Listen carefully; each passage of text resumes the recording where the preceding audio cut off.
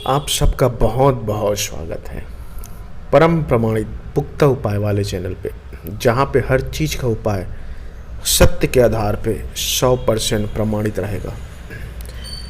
तंत्र क्रिया और मंत्र क्रिया, इस दृष्टि से अगर मैं आपको बताऊं तो कुछ लोग समझेंगे देवी, भगवान, शक्ति, इन सब को नहीं समझते, क्योंकि आधुनिक लोग थोड़े से प्रमाणित चीज़ों पे मानते हैं और सही भी है।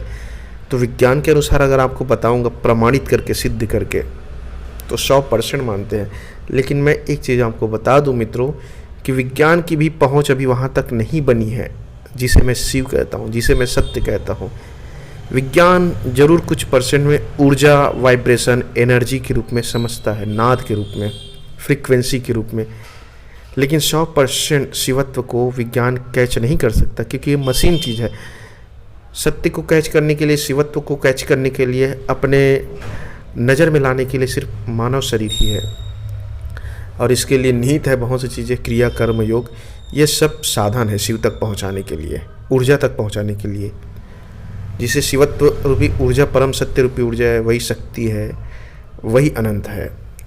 तो चलिए, 9 दिन की साधना नवरात्रि में लोग अक्सर करते हैं। पवित्र समय होता है, हर जगह ऊर्जा का बहुत ज़्यादा वाइब्रेशन होता है, क्रिएट होते रहता है, एनर्जी, मंत्र जाप, आरती, पूजा पाठ। तो इससे पॉजिटिव ऊर्जा बहुत ज़्यादा उत्सर्जित होता है, क्रिएटिंग होता है। तो लेकिन सभी लोग जो है उस चीज़ को नहीं पा सकते जिस चीज़ के लिए वो मंत्र जाप करते हैं। 100% में से सिर्फ 10% या फिर गिन के 5% ही अपने मनोवांछित फल को पाते हैं, जिस संकल्प के साथ वह मंत्र जाप शुरू करते हैं। तो कारण क्या है? तो 100% सच आपको बताऊं इसका कारण, तो ध्यान से सुनिएगा, क्योंकि तभी आपका मंत्र जाप का फल मिलेगा जब आप सही तरीके से करेंगे। क्योंकि हर चीज़ को करने के लिए एक सही तरीका, सही चीज़ निर्धारित है। जैसे मैंने वीडियो में बना दिया, कोई लोग सिर्फ देखें, देख के तुरंत उठा के बोल दिए, कर दिए, और उसके बाद बोलेंगे काम नहीं हुआ। लेकिन भाई बात यहाँ पे है, आपने उसकी सही विधि को जाना नहीं है। आपने तो सिर्फ सुना है, लेकिन 100% जो सच है वो भीतरी आयाम का है, वहाँ तक आपकी पहुँच भी नहीं बनी है।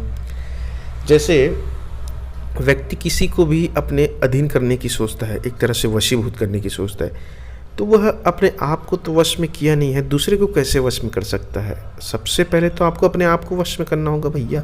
यहाँ क्रोध हावी हो जा रहा है, वासना कभी भी किसी को देखते ही, पिक्चर को देखते ही या फिर किसी सीन को देखते ही आपके ऊपर वासना हावी हो जा रहा है।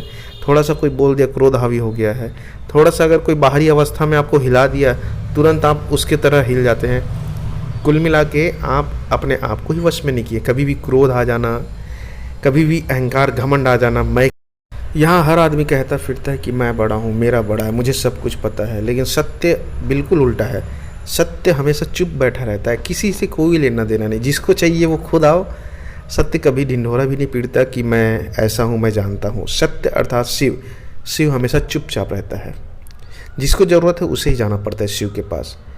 और इंसान हमेशा मैं को बढ़ाता है, मेरा ये बड़ा है, मेरा उपाय बड़ा, मैं इतना जानता हूँ। कभी भी जो यह दावा करता है वह नहीं हो पाता है। हाँ, लेकिन जो सत्य को जाना है, अगर वह उस अवस्था को बोलते हैं तो वह सही है, क्योंकि सत्य वाला मैं को जीत चुका है, अहंकार को जीत चुका है, वासना को जीत चुका है, घमंड, आपके लालच को जीत चुका है।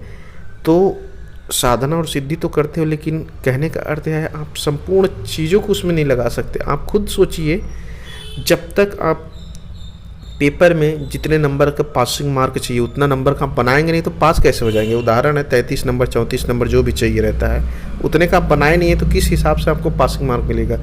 आप 10-20 नंबर का बना के आ रहे हैं तो कृपोत्तीर्ण के लायक भी नहीं है वो।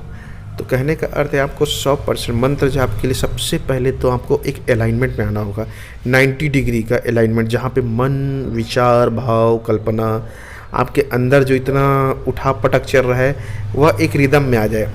अगर मान लो जाए आप अपने प्यार को पाने के लिए मंत्र जाप कर रहे हैं, तो सबसे पहले आपके अंदर इतना भयानक चीज़ चल रहा है। कभी लालच चलेगा, कभी वासना उड़ जाएगा, कभी चलेगा अहंकार, मैं बड़ा हूँ, मैंने उसके लिए सब चीज़ किया। कभी आपका मन आपको खुद ब खुद दबोच देगा कि मैं ही क्यों करूँ। तो इन सब चीज़ों से परे हुए नहीं हो, उठे नहीं हो, सिर्फ मंत्र बस बोल दोगे तो कहाँ से वो मिलेगा फल आपको? उसके लिए इन सब चीज़ से ऊपर उठ करके मंत्र जाप करेंगे तो मंत्र में निहित जो भाव है, जैसे मंत्र के लिए निहित भाव है प्रेम, समर्पण, ईमानदारी, सच्चाई।